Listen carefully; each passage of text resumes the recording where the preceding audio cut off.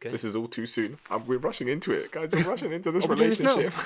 Hello and welcome to another episode of Scrutinise This. I'm Bardi, the film novice, and if you're like me and your knowledge of cinema is as sparse as a desert, don't worry. This podcast is your cinematic oasis, right? We've got not one, but two movie gurus written to enlighten us with everything us novices need to know about the world of film. So when we navigate life without fear or ridicule. But yet, in today's episode, we're going to be reviewing Poor Things. But before we even get into Poor Things, one thing I would like to ask everyone is to subscribe, like, comment, share as much as you can of Scrutinise This podcast. Any kind of feedback will obviously help us. I mean, Dennis is holding his head at the moment because he's so disgusted by the level of people not subscribing to the channel. Dennis, what do you have to say about this? Well said. If need be, we can even make a sort of side cult. If that's enough to make people buy into it, we could do a sort of cult-like, because we can have Rowan as some sort of godlike figure. Anything. Well, he's almost pretty much there, to be honest. Yeah, I mean, Willem Dafoe based his character off me anyway, so. Yeah. In this movie, yeah, well, we get into that. Yeah, definitely. So, Poor Things. So, a brief summary of the film Poor Things. So, the movie is about the evolution of Bella, who's played by Emma Stone, who's brought back to life by scientist Godwin Baxter, played by Willem Dafoe. Now, Bella's mum, Victoria, commits suicide by jumping off a bridge, and her body's recovered by Godwin Baxter. And he's this scientist. So, although he can save Bella's mum, although he can save Victoria, he decides it's not him who should decide someone's fate, meaning that he can't play God. And, if someone wants to die, they can do. But Victoria's pregnant with Bella. So, what he does is, he takes Bella's brain and puts it into Victoria's head and brings Victoria Reanimates. Reanimates. Yeah, it sounds like a Danny Dyer movie so far. Anyone listening to this is thinking, what the f*** It's like a DIY sort of thing. It's like a home base They advert. pulled it out. They got two washers on, and Yeah, he's bolted on. He's got a Phillips screw to the head. Yeah. So he brings back to life with Bella's brain, Victoria's body merged into one. Okay, so Bella's a child mentally, but in a woman's body, and it shows her how she grows up, how she discovers new things, certain foods, music, masturbation, sex, dancing, alcohol, poverty, prostitution, and it's just about how she goes through life, seeing the world, closed in to Willem Dafoe's house, being locked in, and then seeing the real world, and as she grows up. There are things. I think this is one of the problems with giving a synopsis, verbally, is that the synopsis is never gonna cover the entire movie. Although I think you kind of get the gist of it there. I mean, it is pretty much a movie of so Emma Stone, who is sort of playing two characters, her sort of evolution through the film. Evolution is an interesting word that you used. I don't know if I would. I think that word is the film is almost leaning towards us using that word for a few reasons, but it's the best word I can find in the dictionary, mate, to describe what the fuck she goes in. Right. But I think in terms of a sort of us novices don't have a big vocab. Taking a step back in terms of the synopsis, I mean, this is a movie by Yorgos Lanthimos, so anyone who's seen his I wouldn't say that it stacks up perfectly with his other work, but he is a director who leans towards the surreal, the abstract, certainly in plot, but in this one quite visually also. So I think when given the synopsis, I mean, the way you gave it, it did sound a bit like a sort of Mad EastEnders episode, but it sort of the film. It has an interesting sort of art direction. It has an interesting, almost playful style. But I think as you sort of hit us with questions, it's so fucking playful. If you get the chance to see it in the cinema, and not on, because unfortunately I don't think you guys did, but if you see it on the big screen, you just capture so many little intricacies in the set design. It's like this whole beautiful universe. We'll go into that, but production, set design, and cinematography was incredible. Well, I tried to do a load of notes in terms of things that I spotted, but as I said, I think this body kind of hits us up with questions about it. I think things will start to unravel. Firstly, because obviously we are talking about the look of the film, in some of the scenes, they use kind of a fisheye lens for some of it. And I don't know why they've kind of done that. Sometimes it's like a little pinhole as well. Yeah, the little peephole look. Peephole Yeah. look, sorry, yeah. And then Very some of the scenes is voyeuristic. like, why? I don't understand what that adds to the film in terms of its look. Because, I mean, they No. could have just recorded normally, but... Seeing it on the second time, I realized he uses it a lot more than I remembered. But he uses it in a way which he uses it at times of like heightened tension and heightened sort of weirdness, especially at the beginning. Mm-hmm. But they get that effect by using a 16mm lens on a 35mm camera, so it looks like you're literally looking through like a peephole type thing. Yeah. It's like the ultimate crushing fisheye vignette look. almost. Yeah. Completely, yeah. It's like a circular vignette within the frame. Mm, It heightens the weirdness, and it's almost like a lot of the visual eccentricities of the cinematography kind of lends itself to a baby experiencing or an infant experiencing the world for the first time, albeit through an adult's body. But obviously, you summarized it as it's a baby's brain inside an adult's body. Oh, so that's why they use it. So that's how a baby would see it. Potentially, Because she is a baby. But it's also, I mean, it doesn't just use that. So that's maybe just at times of particular craziness, right?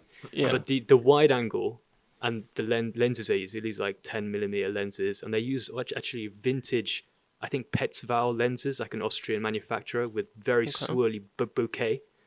The background is almost like has a whirling sort of effect. Yeah. It's kind of as if a baby is like it's being bombarded with It's a good way visual to stimulation. Stimulate. Yeah. That is actually pretty... I came in... I wrote that question generally thinking there's no way these guys could answer that. Because I don't know why the fuck they've used it. But the thing is, Barney, But the fact that it's from a point of view from a baby... Yeah, I'll ask a counter question though, because I think obviously there could be various reasons. Although I do agree with Rowan. I even made a note that a lot of the time, especially when we get Emma Stone's character, and obviously she is the sort of baby's brain, adult's body character. So a lot of the time when she's experiencing something new, we see it at the ball. There's a great sort of tracking shot as well where Mark Ruffalo's running up the stairs.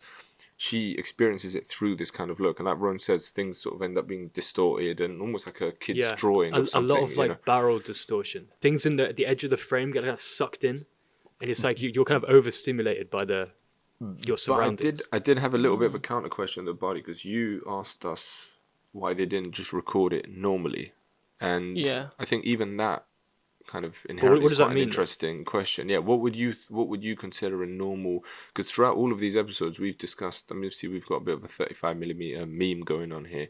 I say meme is, I mean it's encompassed and enclosed within our little world. But what would you consider normal? Because if you pay a bit of attention, obviously an episode of I don't know, Emmerdale looks very different to, I don't know, a scene from Goodfellas, which looks very different to a scene from this, and looks very different. So do you feel like you've got a sort of a sense of what is normal when you ask that question? No. I think he just knows that this is abnormal. I'm comparing it. That's all he knows. I'm comparing it not to Emmerdale or Goodfellas. I'm comparing it to other scenes in that film which don't include it. Oh, So just that's about the peephole, right? So it's like the peephole, and sometimes there was like a fisheye lens where everything, it's like skewed, whereas some of the other scenes don't include that. Yeah. So normal to me is I'm comparing to other scenes in the film, not to No, I think it's a conceptual reason behind it, and that question wasn't really to sort of catch you out. It was just I found it interesting that term, because I was just curious if you had something in your mind where you would say, oh look, the classic is 69, because if you go from sort of 70s kind of Hollywood, like the sort of burgeoning Hollywood look after the 70s, you get sort of very widescreen. If you think of something like Titanic, right? Titanic is like a letterbox. Yeah, you get those classic kind of panorama. A lot of westerns sort of rely on like a panorama, sort of very widescreen. You almost get a warping it sometimes because it's such a wide angle. So yeah, that's what I was just thinking. But I think, to sort of echo what Rowan said, I think that seems to be the intention of it. I also do think that there's a sense of surrealism in this film. Obviously, we get that early on. I mean, he burps out a bubble. As soon as he does that, you know what you're in for when Godwin burps and the little bubble. Is that something out of Twin Peaks or something like that? Yeah. But that sense of surrealism, I think, that those two sort of lenses, especially like the one that Rome said, especially that heavy vignetting, is obviously playing on sort of almost like Buster Keaton kind of scenes. And then that fisheye, I think, does it even stronger. But it's an interesting way. If people have seen something like Dr. Caligari, the way that the backdrops are all sort of skewed, it's almost like a sort of technical way of achieving that effect, right? But I think there's a multitude of reasons. But I think that at the core, yeah, it seems to be that obviously Bella, when we're sort of in her shoes, and the film is never sort of overtly POV, but when we're sort of in her shoes, the world looks a certain way. Because one thing that I picked up on, and it adds on to your kind of your reading of the camera, but as we go further and deeper into the film, obviously she's growing up mentally, right? She's becoming more grown up adult, and we see that in her character, her confidence. The world around her starts to become more boring, right? More stale, more even her return to London, suddenly it's not as, I don't know if it's steampunk, but suddenly it's not as much of that look as it is earlier in the film. Yeah. Everything starts to sort of grey out a little bit, and I guess that sort of says something about, I don't know, growing and maturity and stuff like that. But I think all of it is a conscious decision, even from the black and white, those camera lenses, all the way down to that sort of final breakdown where life just starts to become a bit more sort of normal, especially as she's sort of more and more womanized, if that makes sense. But which obviously also is a big to topic. add, because you did touch on it just now, and it is one of my questions that I've got on the list to ask. Why is it sometimes in black and white and sometimes in color? Because that, again, I didn't understand why that choice was made. I read that as being, because I made a note of when it kind of stops being black and white. I mean, we have flashbacks of her obviously jumping into the river, which are not in black and white, but it sort of stops becoming black and white. I picked up on it as being the moment that she has sex. Yeah. Yeah. It feels Exactly. like that. That's like a moment where color enters her life, sort of thing. Yeah, because she's obviously starts to explore sex right before Mark Ruffalo's character, I mean, he comes in and sort of tries to sort of woo her in that sort of classic sense, and then Duncan Wiedeburn. he takes her away. Yeah, Duncan's character takes her away, and then there's that moment when she first actually has sex. Obviously, beforehand she's sort of experimenting, and she has the apple and the cucumber and things like that. But then she has sex, and from that moment, everything's in color. That seems, I mean, it may be more on the nose and it may be more nuanced to it, but it feels like quite a conscious decision to make it. But is that coupled with her leaving her household, leaving the world she's inhabited, which has literally just been one house, under sort of Godwin's sort of supervision, right? Yeah, and that also. So she's it's the beginning of her exploration outside of the home, but that does coincide pretty much with her fucking having him. sex. Yeah, and also she's only pulled away from that house for sexual reasons, right? I mean, Mark Ruffalo's character Duncan, he objectifies her from, like, you know, the first. He objectifies her before he's seen it. He objectifies her on the contract. Then he's like, all right, there's clearly something here, right? So I need to go have a taste. And he almost literally sort of does, right? And he goes up, picks her up from the room, and then from that moment, I think as soon as she goes to Lisbon, I think nobody does become colour, but it's like, I mean, it's almost like a Gilliam film. Yeah, it's full like of colour very everywhere. florid, Yeah, okay. So basically, you're saying roughly when she has sex, colours introduced into her life, or it's colourful.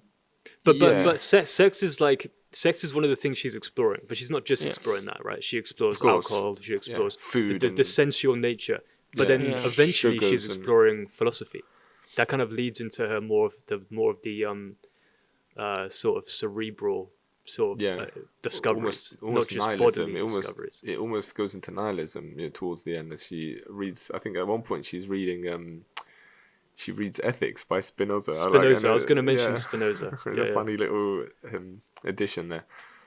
But also, I was going to say one thing about the color. Sorry, is that she goes to, because we even have these interesting little kind of title card pages of, I think it will say where she is, and it makes me think that, because I think with sometimes you have to remember that I think a sort of director worth their craft, and I think in this case, I think Yorgos Lanthimos, he certainly established himself. I mean, look, he's an Oscar nominee, but he's sort of been around. He's done some movies that obviously have resonated with people, but I think he can work that sort of the subject matter enough to also play with us as viewers, right? That change to color is doing something to us, because we also, throughout the film, we sort of have to kind of weed out the sort of sexuality of ourselves, right? We have to start to see her as more sexual over time, and Mark Ruffalo is almost doing that with us, right? He's the one who kind of gives us license to be like, actually, I can have sex with this woman, right? It's an adult. Forget the baby's brain. It's an adult, and obviously, the color is a reaction. We are supposed to react to it as well, and I think any good film will do that. It gives us a sort of almost a cue to be like, okay, now you can start thinking these things, if that makes sense. So I think it's good. I think that is, some films do it as a gimmick, and those films are directed by Bradley Cooper, but this one does it. This one does it. It's copying Maestro style. This one does it well, I think. So just about these intertitles, there's sort of the stages she goes through. It reminds me a lot of Lars von Trier films. Like Nymphomaniac kept playing sort of in my mind. The way one with Kirsten Dunst does it as well. Melancholia. The way he breaks it up into acts, but just the intertitles on a visual level, incredible. They're kind of like a surreal sort of They work very nicely. You could just watch them for a while, sort of like a beautiful imagery. Yeah, they're great bits of. But also each stages represent a part of her, a part of her journey. place, part of her journey, but also geographically, but also mentally. Yeah, Which is quite interesting.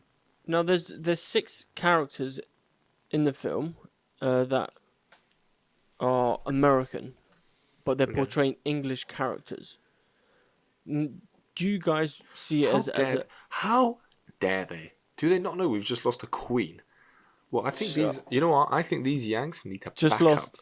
Just lost. Buddy, I know what you're thinking. You're thinking we need to launch some sort of attack. Campaign. I'm with you. I'm with you 100%. That's not what me and the novices are saying. Actually, for us, it's actually not a problem. We don't look at it. So wait, who is like it? that. So it's so obviously Mark Ruffalo. That's the pointy things up again. Mark Ruffalo, Emma Stone, Willem Dafoe, who I think Willem is Dafoe, Scottish. he's playing a Scottish. Sounds like Glaswegian or something. Yeah, he sounds a bit like Alex Ferguson or something. Who's the guy's Victoria's husband at the end? He's also American. What's his name? Okay. Alfie as well. Oh yes, he comes Max. back. Okay, yeah. So there's 6 characters. When you can get, let's say, English actors, whose natural accent is, that of the film that is portraying, because it's from a novel and it's obviously based in London. Yeah. Why do you think some directors, or this director specifically, is chosen to go with American cast? I read actually the book is not set in London, it's set in Scotland. It's set in Glasgow or something. But Yorgos Lanthimos wanted to drop all that because he didn't feel he knew a lot about the rivalry between Scotland and England from a historical perspective. So he's taken things from the book and kind of jettisoned and kind of left them. So I don't know. I don't think it matters in terms of the actors too much. No. I think because it's very fantastical anyway. This film, because sometimes I do have a problem, and I don't think it's not necessarily a country's problem, because at the end of the day, as a performer, it's kind of you have to sort of fulfill that role. But it does bother me when, you'll see a lot of the time it happens with like these big superhero films where they're obviously there's this, I don't know, English actor who's obviously at the peak of their hype, and they've got to do, the best American accent for like 10 films. And you see it evolving, or like people have seen, I think it's the Olsen character. She plays a sort of I think she's supposed to be like a sort of Russia, it's based loosely off Russia character. She has like a Russian accent in one. Who's that? Well, the Olsen twins. Not the Mary Kate and Ashley. Tested. Mary Kate and Ashley. Mary Kate and Ashley. Disney Channel in 1998. Nickelodeon, yeah. But the other also, the one who's still acting in films, right? She does. And the reason why I pick up on this is just. But I have no idea. I don't know. But who the fuck are you talking about? Oh, you know what? Not Mary Kate and Ashley. I'm not fucking listening. Yeah, well, that's a Raven. What are you talking about? Hold on, Elizabeth Olsen. All right, so Elizabeth Olsen. Talking about Drake and Joke. Listen, I'm going to make this point even if it kills the podcast. Who are you talking about? Elizabeth Olsen plays Scarlet Witch in one of the Avengers films, something. She's in one of the first films, and she has a Russian accent in that. The Russian accent is rubbish. She drops it and eventually just becomes an American, right? Clearly the director as well, like, listen, this is fucking stupid, just be an American. Stuff like that bothers me because it takes you out of the film. Whereas with this, because there is an element of surrealism, I even feel like, and I have no sources on this, this is me inferring, as my history teacher would say. Pure Dennis thoughts coming this is right pure now. speculation. This is Sky Sports speculation. Shoot. But I feel like there's something actually a little bit. I mentioned playful before. Obviously, Rowan said it's very playful, but I think there's a playful element to the fact that the directors obviously picked out these American actors to not only do these British, in the case Willem Dafoe does Scottish, Mark Ruffalo does this kind of brooding old Victorian English sort of, I don't know what you call it, Lothario type of accent. I think there's almost a sort of surrealism to that itself. I think in this film, I don't have any sort of antipathy towards it. I think it's done in quite a good, playful way, and I think especially Emma Stone. Because with Emma Stone, it works even better because she clearly is the sort of Pygmalion character. She's obviously being crafted into a sort of world woman, especially early on in the film. So for her to have that accent and it to not naturally be hers is actually quite alluring to her character. And also I think works well to Mark Ruffalo, who obviously, as time goes on, he ends up being a bit of a... I mean, he turns out a little bit, I don't know, in his own way, a bit of a Wile E. Coyote type anyway. So I think you could even be suggested that he's putting on the accent, right? He's obviously a bit of a playboy or whatever. So for that, I think it's actually quite a playful bit of casting. And I think sometimes good casting adds a lot. And I think if this was an all English cast, it could veer into a sort of theatricality, which I think the film just plays it the right amount. I think it plays it the right amount of cinematic sort of in-jokeness. It's done well. I think I've found it quite positive, actually, the casting. Okay. Well, fair enough. Hey, as long as you two like it, that's the main thing. You know, if you guys give me the go-ahead, I'm going to be on board. Are you producing the sequel or something? What's this about? Great. Well, to add, because it obviously is visually a great film, and, you know, Rome did mention earlier that you could just probably spend a whole episode just talking about its, you know, production. So I just want to talk about the cinematography, and do you think if it adds to the surrealism of this movie, and what your thoughts are on that? You know, the way it's recorded, the way it's seen. Do you think it adds to that surrealism? Sorry, there, because I just went into fucking remix mode there. Do you think it adds to the surrealism? Yeah, I mean, obviously cinematography does, but also the VFX were insane for this. And I'm actually, historically, I don't like VFX if they're done, on a lot of films, kind of done in a photorealistic way. I don't like if they're just trying to mimic reality without any sort of artistic flair. But this is like you're bombarded with artistic flair. The depictions of Lisbon and the kind of steampunky nature of it all, but also kind of retro futuristic elements. Because when you're kind of depicting a place in the past, you're not just depicting kind of the context, but also you're kind of depicting what they expect the future will look like in a way. So you have really surreal sort of notions of what they think the future will look like. Crazy hot air balloons and monorails going through Lisbon, and the skies really painterly and beautiful. No, but it's playing off steampunk, and steampunk itself is kind of like a it's like it's a genre. It's almost a genre in and of itself. A lot of their aesthetics are trying to work on what they think the future will look like, even if it doesn't look like that. But anyway, yeah, VFX, insane, and they spent a year, I think, in post production adding all that in. A whole year, so much after the film is finished recording. Everything's completed. And I think the skies as well. The skies over the ship and everything. You can see a bit of the Milky Way. There's like a nebula kind of, the moonlight coming through. It's so painterly. It's fucking gorgeous. And seeing it in the cinema was next level. Yeah, I think that adds a lot to it. it's also one of those films that the more you have a sense of the references, the more it kind of rewards you, because clearly there's been a lot of effort, and the film is, I mean, it's full of reference. I think every sort of character and scene, and it references things from old novels to. I mean, we mentioned David Lynch, but obviously The Elephant Man is a massive reference. We see it with Willem Dafoe's character, and almost like Willem Dafoe's sort of backstory a little bit. I think there's a bit of Pedro Almodovar. If people have seen, I think it's The Skin I Live In. I think that's the English translation of the title. But there's a lot of that in the film. And then obviously you have the obvious ones like Frankenstein and things like that. Obviously those sort of, that era of sort of horror gothic novels. And then the steampunk, like I said, steampunk almost became a genre in and of itself.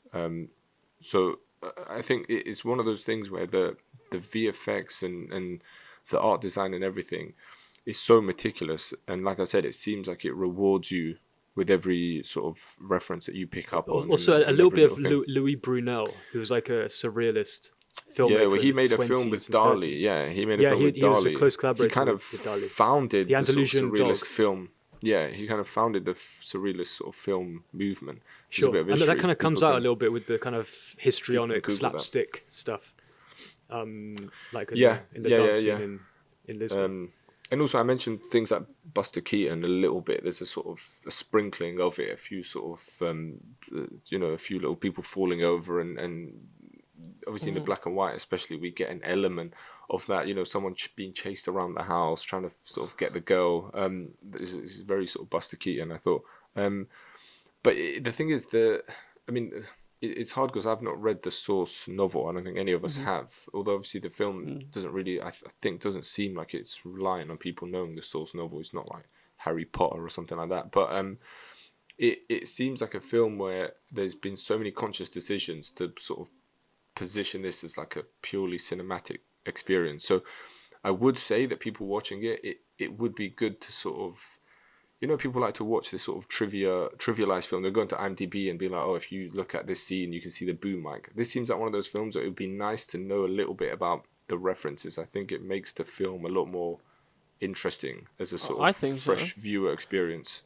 The only references that I could make from it was the Frankenstein.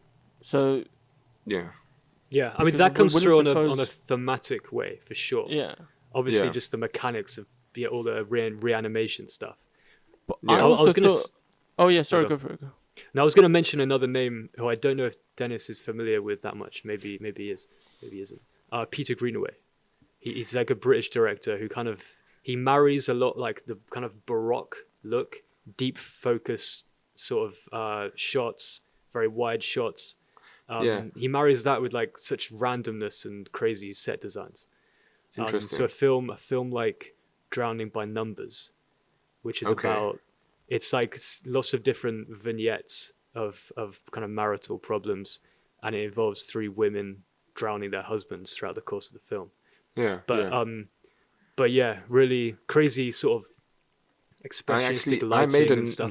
note actually about the deep focus, and I think deep focus kind of becomes a thing almost. It was popularized. Well, you can pretty much see everything in the frame.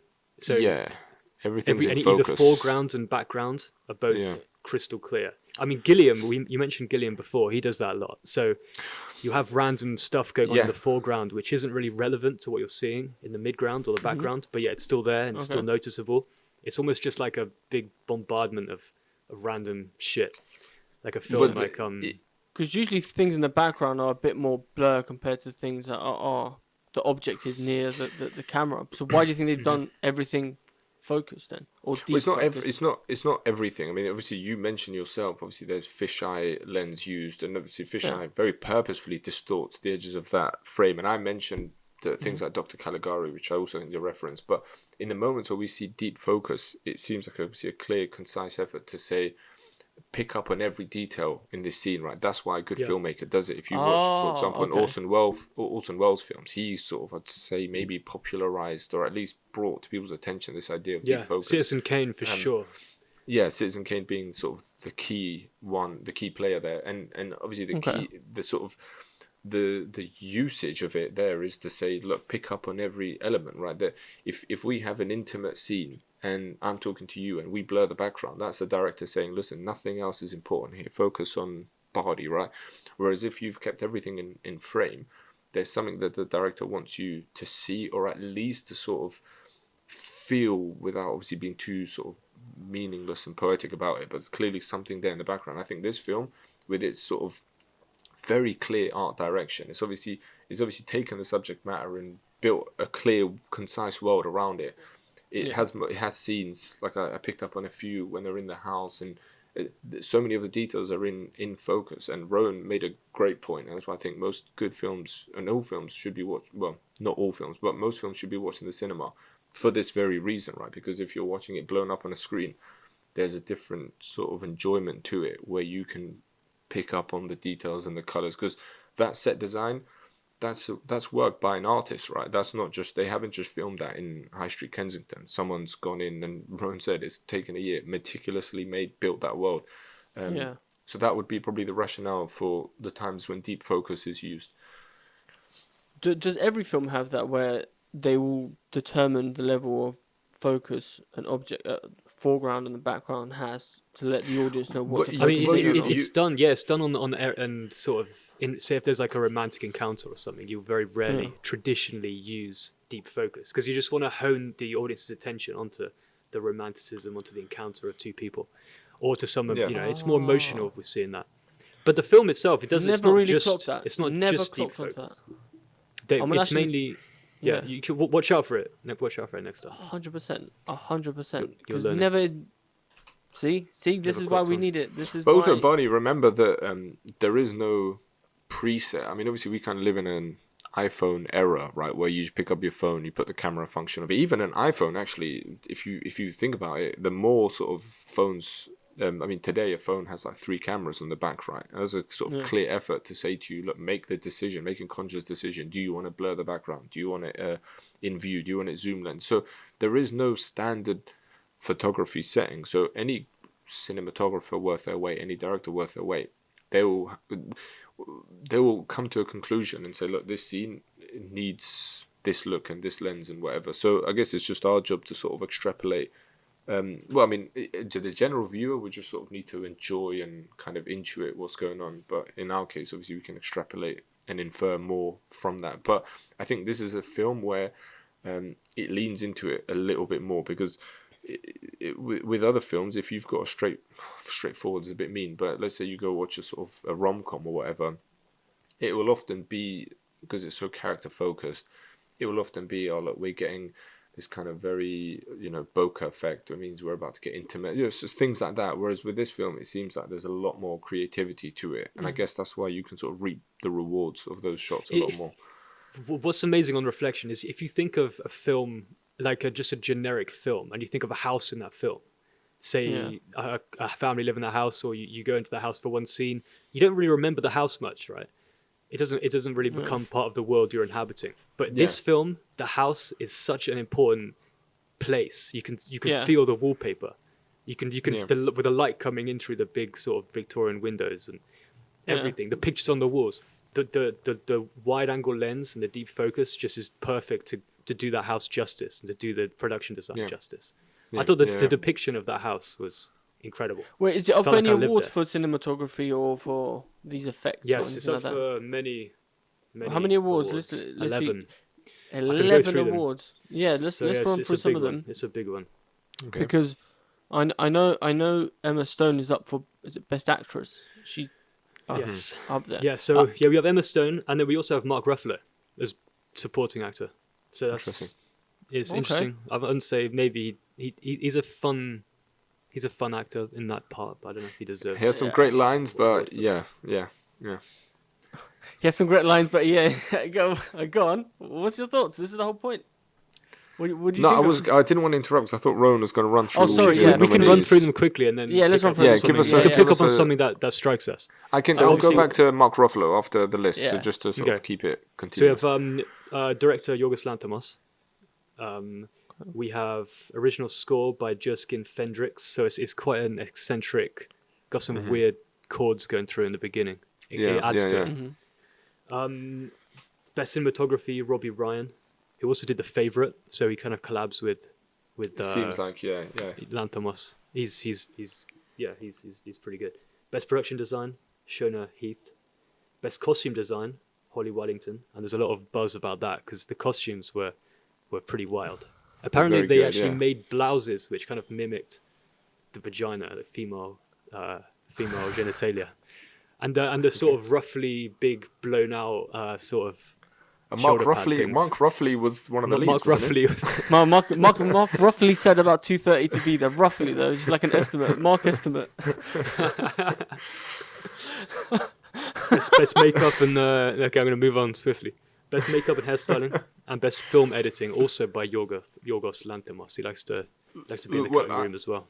I sort of admired that, but I was gonna talk about Mark Ruffalo, but quickly on the makeup.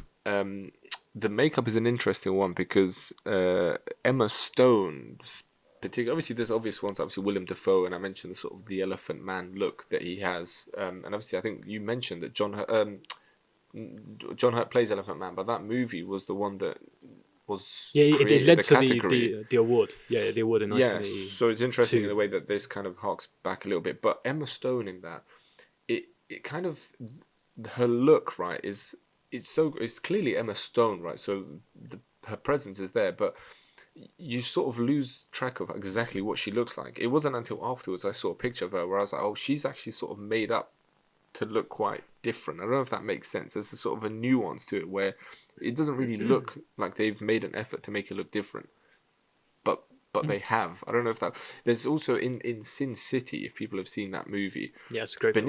Benicio del Toro in that, he's made up in a way where you don't realize how different he looks to the real Benicio del Toro. It's so kind of nuanced, and I think this film does that quite well with Emma Stone. Subtle. I actually enjoy. It's very Yeah, subtle.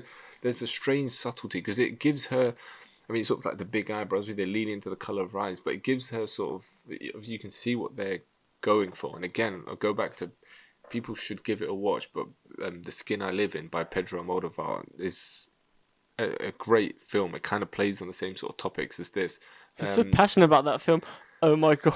It's underrated. I think I need to add it to the list. I haven't actually watched that. It's a bit of a gem, actually. I think it's. Yeah. I mean, Almodovar's he's a great director, but to go back to Mark Ruffalo, I'd like to just say one thing about the costume as well.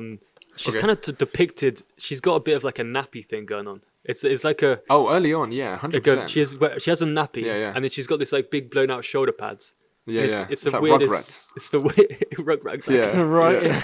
It's like Victorian Rugrats.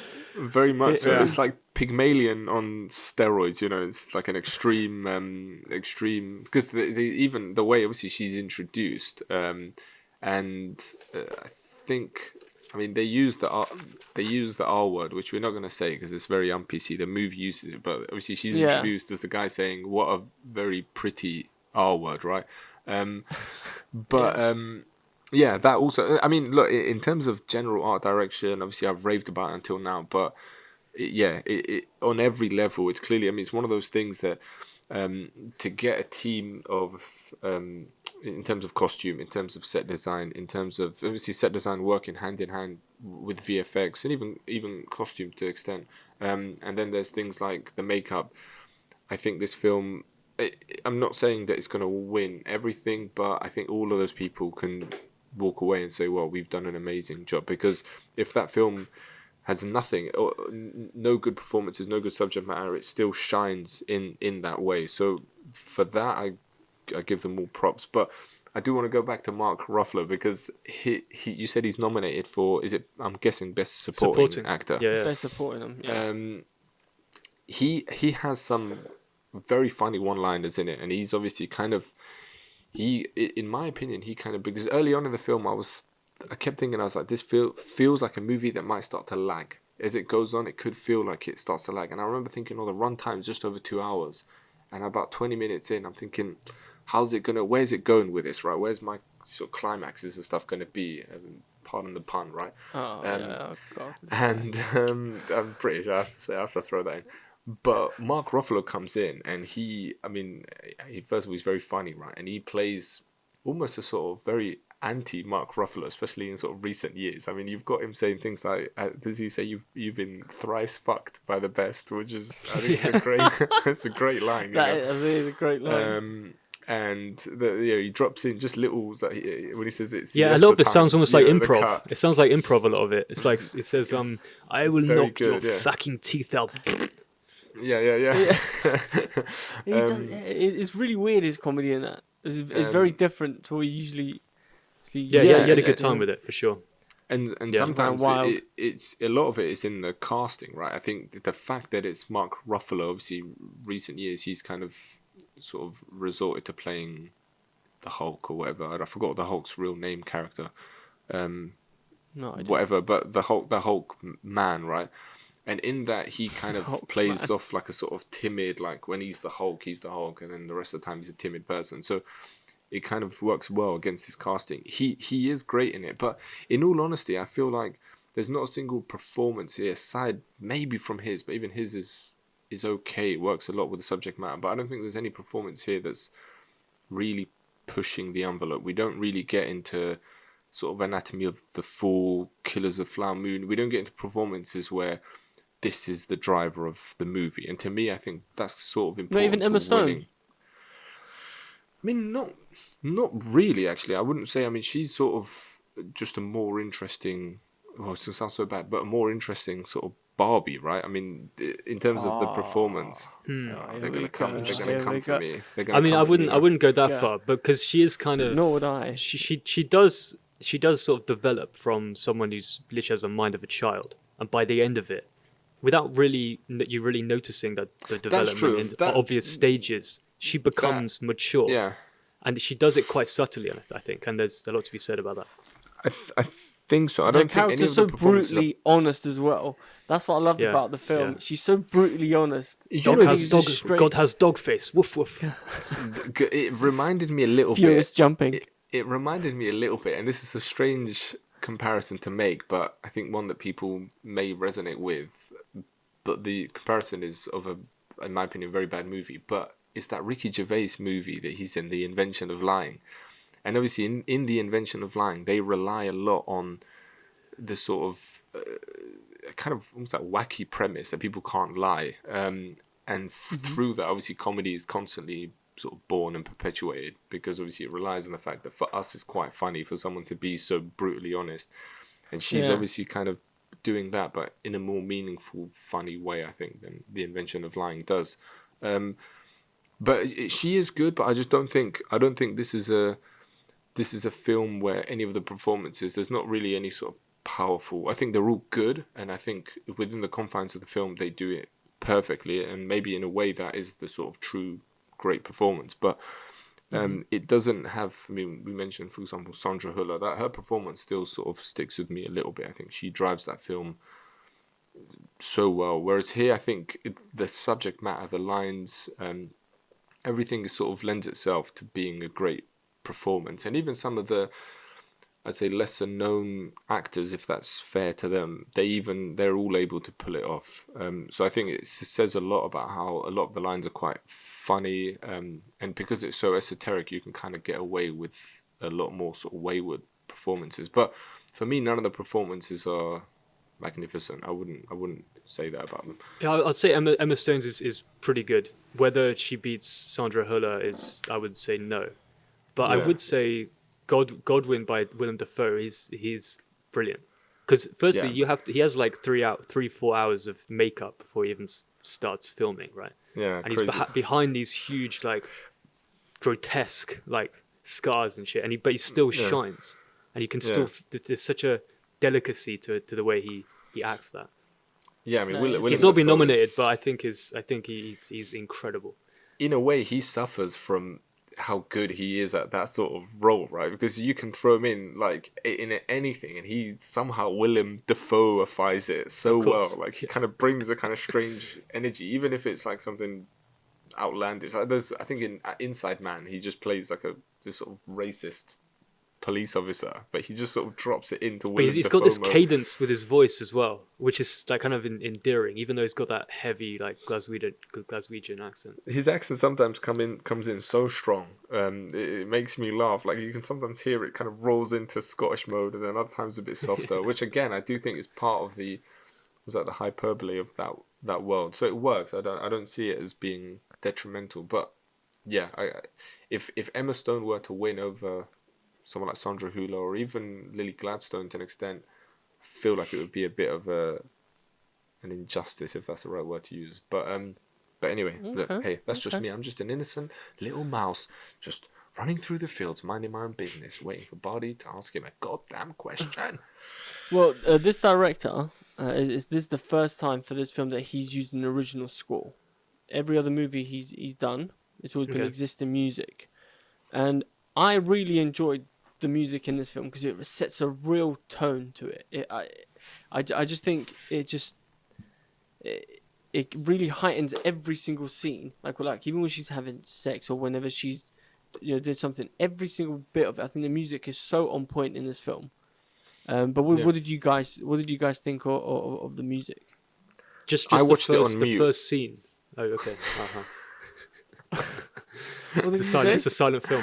I was gonna say just the first scene where she's like banging on the piano, right? And then he adds these little like almost like bendy guitar notes. It's like almost like Hawaiian music. Discordant kind of. It's weird as fuck. It adds to it for sure. And the guy who does the music, Justin Fendrix, he normally does like electro punk stuff, and some of it does come in. Oh. The scene when it turns to color and she's fucking him for the first time. Mm-hmm. The music there is pretty fun, pretty experimental. But there's also the scene when she gets up on stage and she's dancing for the first time, and there's that guy playing that weird instrument. That's the composer of the guy who does the music. Oh, really? Of the film. Interesting. Yeah, that's him. Interesting. That's the guy. It's a film that I think it requires an original score, right? I mean, what are you gonna lay over it? Like if you're watching it and someone's put over, a Radiohead or something, it's not gonna because it doesn't. That would change the film film entirely. But Radiohead, and it annoys me when directors do that, right?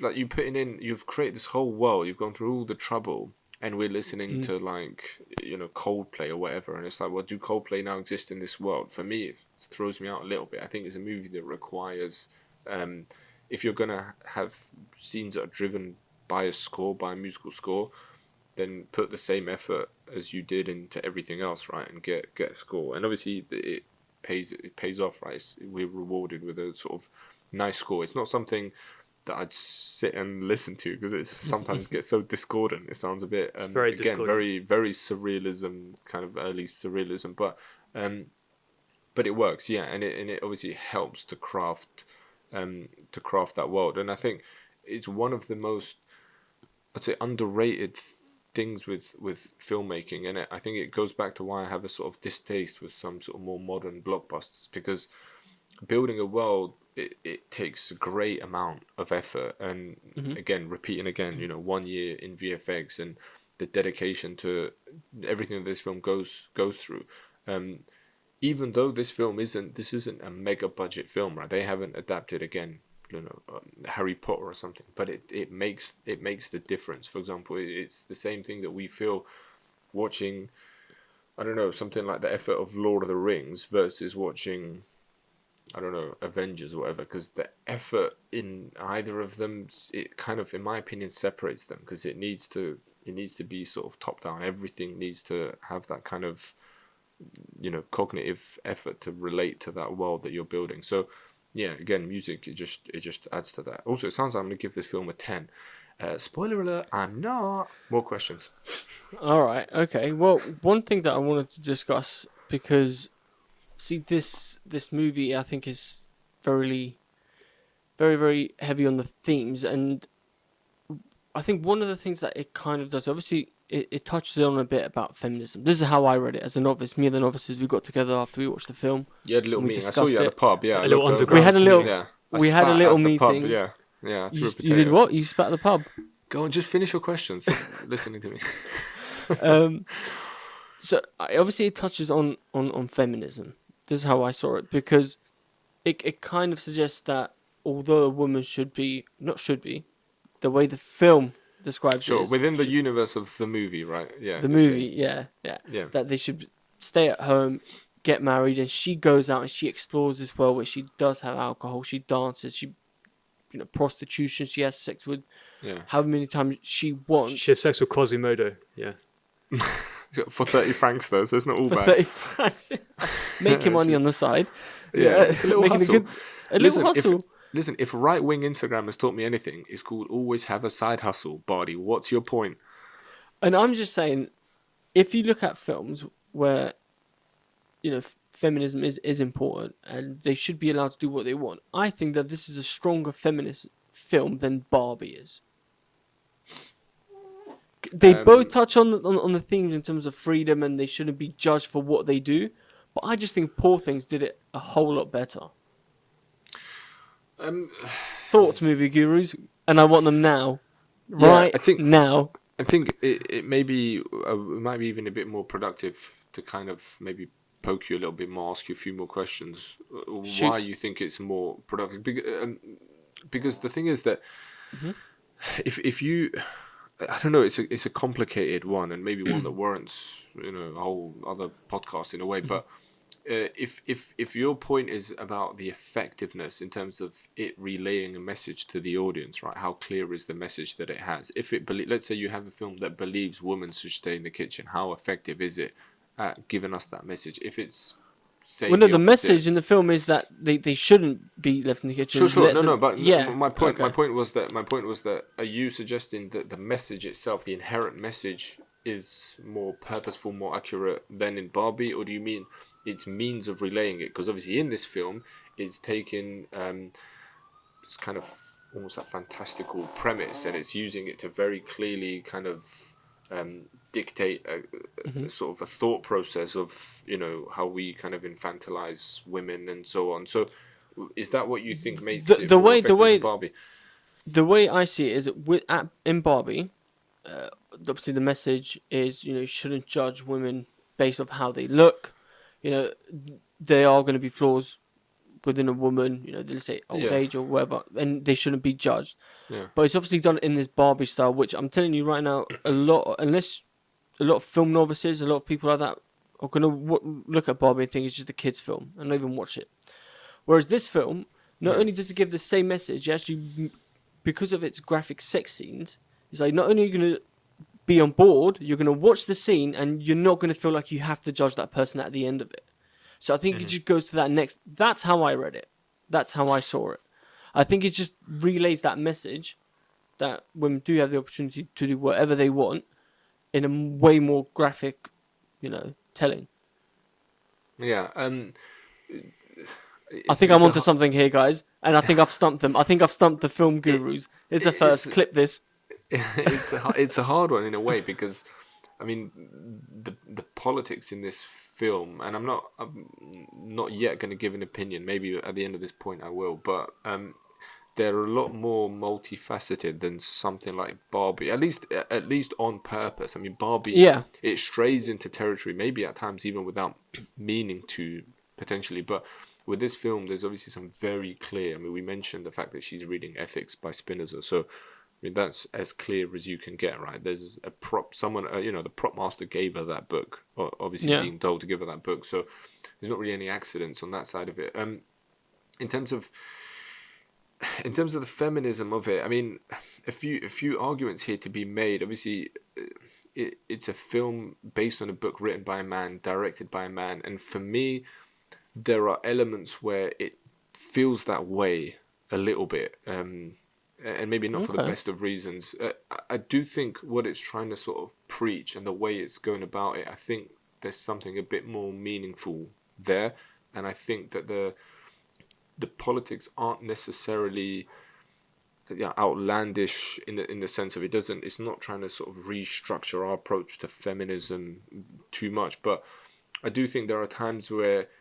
Because it is so on the nose, you kind of, I don't know. It feels like you're sort of prone to mistakes. And if we look at the sort of core premise, right, we've got the idea that we've again infantilized a woman who is within even the context of the film is a very beautiful woman who, as she progresses through life, she's constantly sexualized, and obviously that sexualization is amplified when the men start to realize that she's got the mind of an infant, right? And her sort of sexual purpose is amplified, but then her sort of social purpose is, they almost want to hide her away. And there's scenes where they put her into a box and they lock her away and they don't let her out of the castle and things like that. So there's only Barbie comparison we can draw would be they put the female protagonist into a box.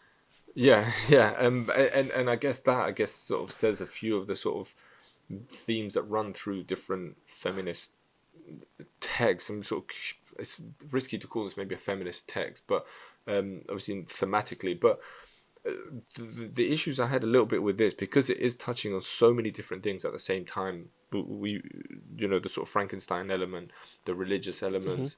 It plays a little bit with nihilism, and it hints at ideas of socialism, and because it's set in this kind of steampunk retro world. I don't know. It's kind of it has so much going on, but I don't know. It's one of those things that maybe requires more reading. I can understand why it seems more effective, because it's a movie that doesn't shy away. I mean, there's a scene where she just like plays with a little sort of corpse penis. There's a scene squishy. She's stabbing in the eye. Yeah. That's a pretty funny scene. And there's a scene where she's having the croissant over walking around the cadaver in the sort of school, whatever it is.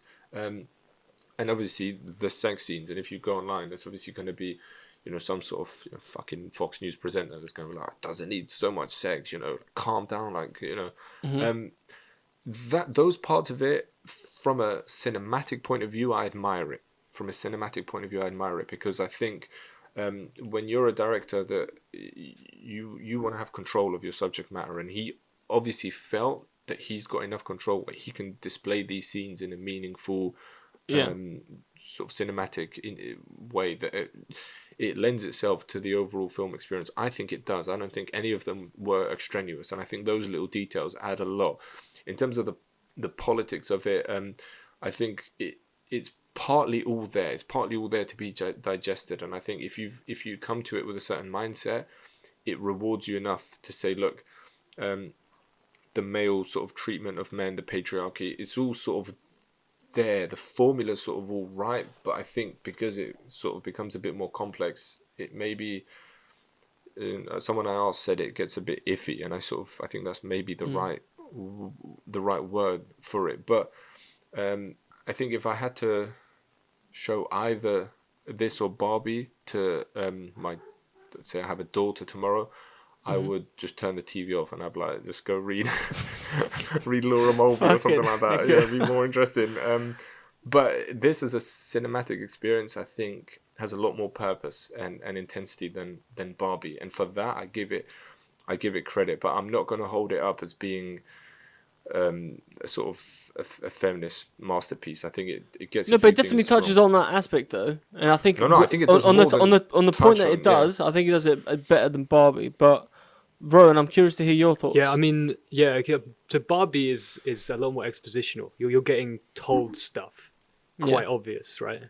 So, whereas this film, it doesn't do that. And I think Yorgos Lanthimos and maybe one of the actors said there's nothing you can really learn from it. It's not didactic. It's not preaching anything. There has been some controversy just about the lurid. Just, do we need to see all this sex, especially in the sort of Parisian brothel? It kind of goes into that.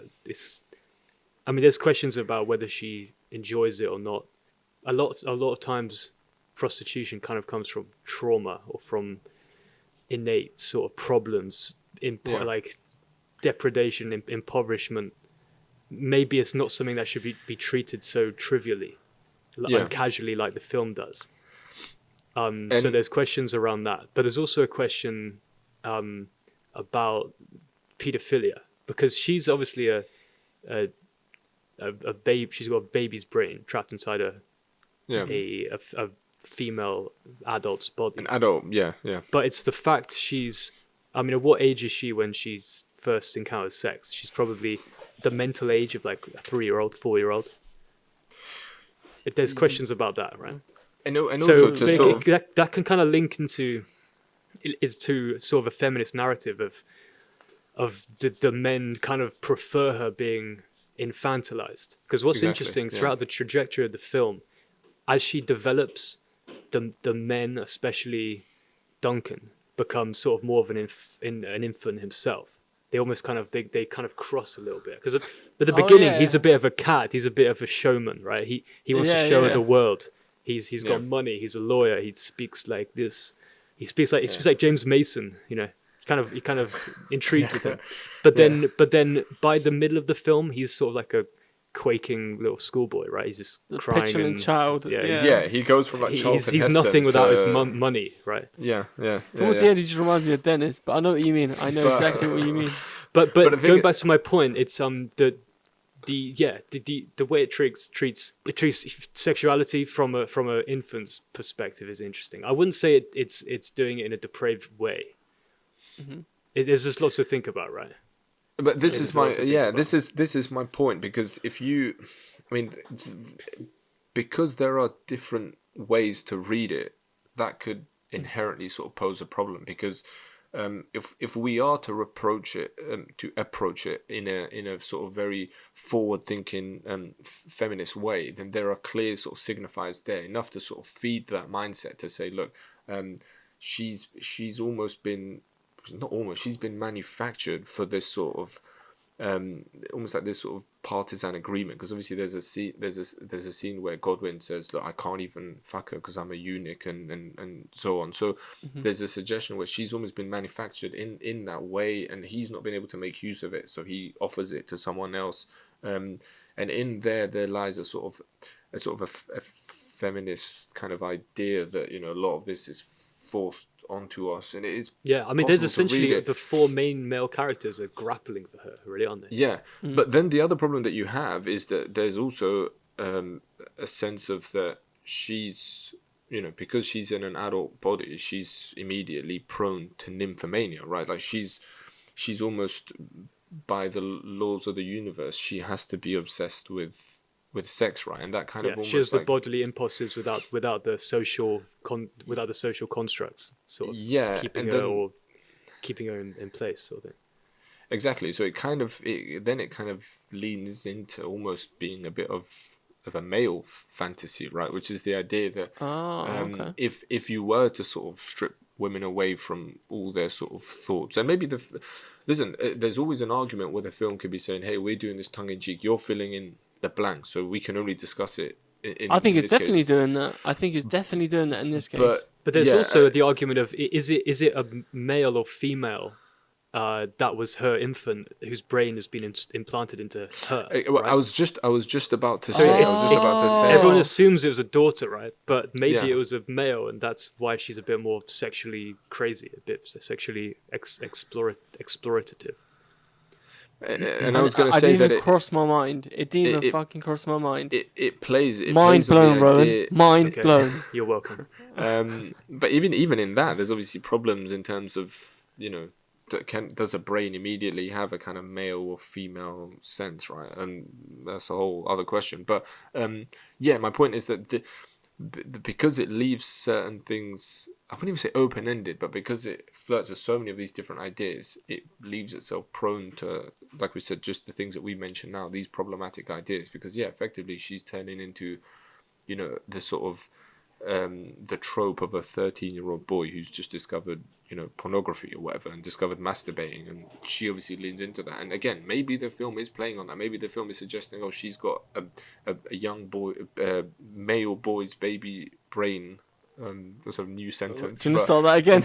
Implanted in her head, right? But again, once again, it poses the question, because like Ron said, that it becomes a bit flippant about her becoming a prostitute, and obviously they try to sprinkle it a little bit with, we get introduced to the other prostitute who, she's quite openly a socialist, and obviously that's sort of hinted at, that the rationale there is that they even joke, they said, oh, we're our own means of production, which is on the face of it pretty funny line, but again it kind of unravels a few issues in my opinion. But in a way, I think the film is not hurtful enough. It doesn't stray into Saltburn territory. I think it keeps it in a way thoughtful enough to provoke a meaningful discussion. I don't think it's necessarily super direct, goes too deep into objectifying. I think there's just enough there, and in a way that we are now having a meaningful conversation about it. But I think unlike Barbie, it plays a few more sides, maybe than it should, but it certainly plays a few more sides. Yeah. Well, my last question is: was it recorded on 35mm? It was. The Indeed. audience want to know. It It was was. indeed. So the black and white was Fuck. filmed on an old Kodak film stock, and then the color was Ektachrome. In case you want So to it know. was on. Oh, it's on black and white film stock then. Yeah, originally. Yeah. Interesting. So it does it look wasn't good. It changed looks in very post. good. Okay, nice. It looks good. I didn't know that, but It's gonna that's be a So, yeah, standard question 35. every episode. I don't care if you need to review a TV series in the future. You're Yeah. still gonna get asked that question. But yeah, Did you think it was 35 when you first saw it, or no, not I sure? couldn't tell. I thought it was just digital camera used throughout. okay. I didn't know. But it is I a lot of VFX in Yeah. superimposed. I was just gonna So- say, yeah, that makes it a bit more difficult to, to sort of see the film look, I guess. But yeah, the later stages, it has a great sort of grainy quality. Not very lightly, it doesn't go to sort of Steven Soderbergh, but it looks good. But the black and white film stock, Oppenheimer uses it as well, and I think there's a beauty to it which looks good, because not all films do that. Some films will just hit Premiere black and white preset, throw that shit on. to the saturation down, yeah. I think Ron and I did that for the first 3 years of university. I think so. It's common. But yeah, are we Okay. going into our That's it, that's all. Any other questions? We're good. No, that's all the questions. I think the novices will be happy with what I've had to Nice. provide. Yeah, for they've today. stopped chanting. They've left. They've left. they're They've happy. gone. They're like, They're- have you they're- asked a question? I was like, yeah. All right, go on. So as I have with most of these episodes, I had a different figure coming in to the episode, which was much lower, and it wasn't until we had the discussion and especially the last question that we spoke about. So my original review of this was going to be a 6 out of 10, and it's increased to 7.5. And the reason is because it doesn't give you all the answers. It makes you do some guesswork. I mean, just asking that last question, you know, what is the film really about? Is it about feminism or is it not about that? And the fact that automatically we would think that a female brain has been entered into a female's body, but it could have been male. So it asks so many questions. And as you guys mentioned, we could have another 2 or 3 episodes just talking about what the true meaning of this film is. And I enjoy that. The fact that it doesn't give you answers, it makes you do some work as well. So that's, for me, a 7.5. I recommend watching it. I think Emma Stone is absolutely great in it. I don't know if she will win. She's got strong competitors out there for this year's nominations, but she does a solid job. So 7.5 out of 10 for me. I love Terry Gilliam, and I think that it kind of does. It has a very Monty Python sort of Gilliam feel about it, and just from a visual level, I admire a director who does that. I didn't actually get much Lanthimos love when I watched the what was it, To Kill a Sacred Deer or something. I didn't like that this much, but this one was so beautiful just to watch visually. Thematically, it was also interesting, and I do like the characters, and I love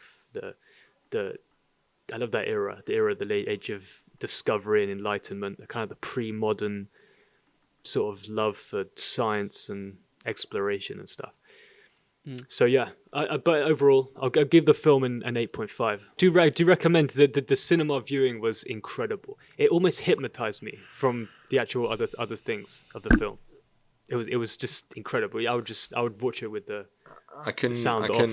Imagine. Yeah, I mean, I can imagine. And I said, I do think a cinema viewing is the preferred way. I had a bit of regret having not watched it in the cinema after I walked away of the viewing. But in terms of my review, I've tried to not reduce its score because of that. I've tried to sort of see the say the sort of benefits of it visually and cinematically. I think the only sort of things that sort of reduced the score was that, I mean, we ended on the topic of Bardi mentioned questioning us about feminism and patriarchy and ideas like that. And I think whenever I start to sort of smell a bit of that iffiness that I mentioned, it can throw me off a little bit. With this movie, not as much as other movies have done, but I think straight away when I get a sense of, I don't know, it's a great movie in terms of the cinema and even the plot in terms of just the sort of, it has a few great sort of builds to some nice climaxes. Even when you don't expect it to, it keeps you kind of hooked. And I think a few of the story elements work well, but it does feel a bit like, whenever a man tries to sort of grapple with feminism, it often falls back onto, feminism is there to sort of destroy the patriarchy kind of vibe. And I think this movie a little bit gets a bit strong about it. And I think a few things like that made me kind of lose empathy a little bit with it. But because it's a great sort of viewing experience, I'm still going to give it a 7.5. And I think that reflects enough how much I sort of thought, we mentioned art direction and everything like that. Even the performances to an extent are good. And it is a film that it has funny moments and it has some grotesque moments, but it's all done so elegantly that I think it's definitely a positive. And I walked away from it actually quite enjoying the movie. So, yeah, 7.5. I was going to say that the iffiness you mentioned there, I think that comes through with the former husband being kind of like a dog at the end and stuff. It seems like, why isn't there some more sort of male characters that challenge her rather than just become barriers to her? But this is the thing. Look, nice I'm not a bit more.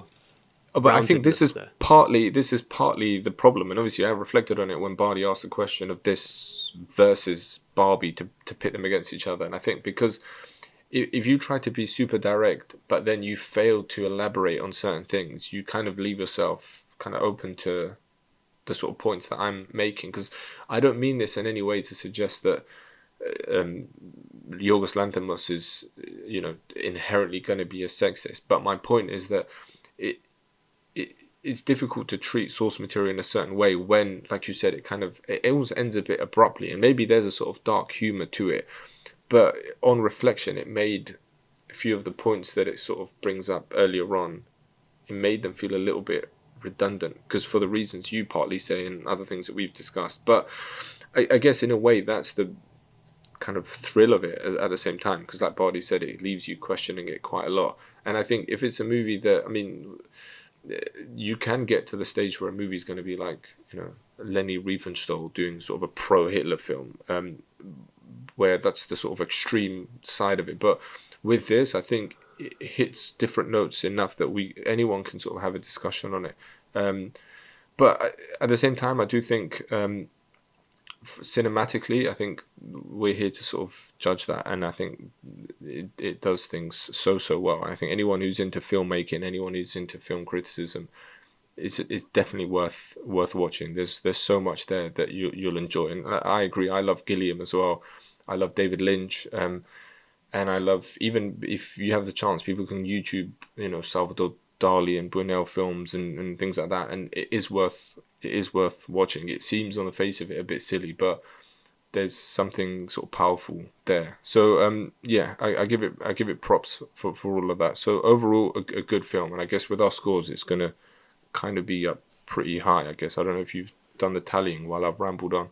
Yeah. Not yet, no, but we will do. Do you think it deserves the BP, the best picture? Because it's not my favorite.